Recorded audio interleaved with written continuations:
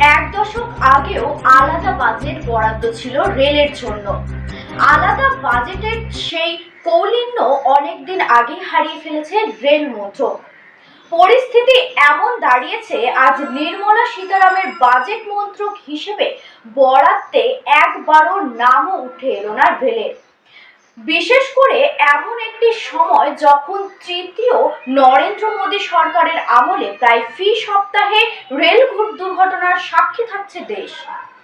কৌলিন্য হারিয়েছে আগেই, এবার মন্ত্রক হিসাবে রেলের প্রসঙ্গই উঠল না নির্মলার বাজেট বক্তৃতায়। এক দশক আগেও আলাদা বাজেট বরাদ্দ ছিল রেলের জন্য। আলাদা বাজেটের সেই কৌলিন্য অনেকদিনই হারিয়েছেন রেল মন্ত্রক। পরিস্থিতি এমন দাঁড়িয়েছে, আজ নির্মলা সীতারামনের বাজেটে মন্ত্রক হিসেবে বরাদ্দে একবার নামও উঠে এলো না রেলের। বিশেষ করে এমন একটি সময়ে যখন তৃতীয় নরেন্দ্র মোদী সরকারের আমলে প্রায় ফি সপ্তাহে রেল দুর্ঘটনার সাক্ষী থাকছে দেশ।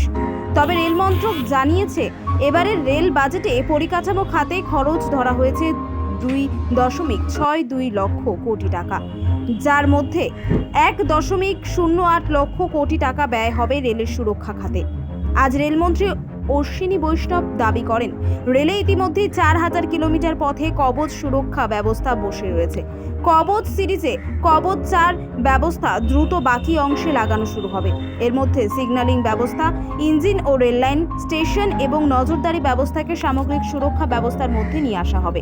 কিন্তু কত কিলোমিটার লম্বা রাস্তার কবচ ব্যবস্থা বসবে, কত টাকা খরচ হবে, কিংবা কতদিনে গোটা দেশের রেল নেটওয়ার্ককে কবচ সুরক্ষা ব্যবস্থার আয়তায় নিয়ে আসা হবে, তা নিয়ে নীরব ছিলেন রেলমন্ত্রী।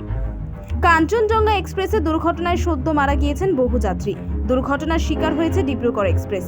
ফি সপ্তাহে লাইনচ্যুত হচ্ছে ট্রেন। এই আবহে বাজেটে রেল যাত্রীদের নিরাপত্তা নিয়ে একটি লাইনও না থাকা নিয়ে প্রশ্ন তুলছেন বিরোধীরা। কংগ্রেস নেতা পি চিদম্বরদের কথায়, অতীতে রেলের নিরাপত্তা কখনো এত খারাপ অবস্থায় ছিল না, অথচ তা নিয়ে একটা কথাও নেই বাজেটে। ঘুরপথে ভাড়া বাড়ানো হচ্ছে, যার জন্য সমস্যায় পড়তে হচ্ছে গরিবদের। আমরা গতবারের মতো এবারেও রেল নিয়ে আলাদা করে বিতর্কের দাবি জানিয়েছি।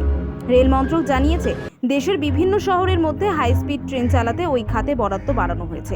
গত বাজেটে হাই স্পিড খাতে বরাদ্দ করা হয়েছিল 18,592 কোটি টাকা, এবার তা বেড়ে হয়েছে 21,000 কোটি।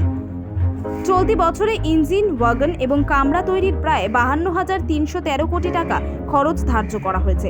পরিসংখ্যান বলছে, গত অর্থবর্ষে রেলের সর্বাধিক ক্ষতি হয়েছে যাত্রী ভাড়া খাতে, যার ফলে অপারেটিং রেশিও গিয়ে দাঁড়িয়েছে 98.22%, যার অর্থ 100 টাকা আয় করতে গিয়ে রেলের প্রায় 98 টাকা 22 পয়সা খরচ হয়ে যাচ্ছে।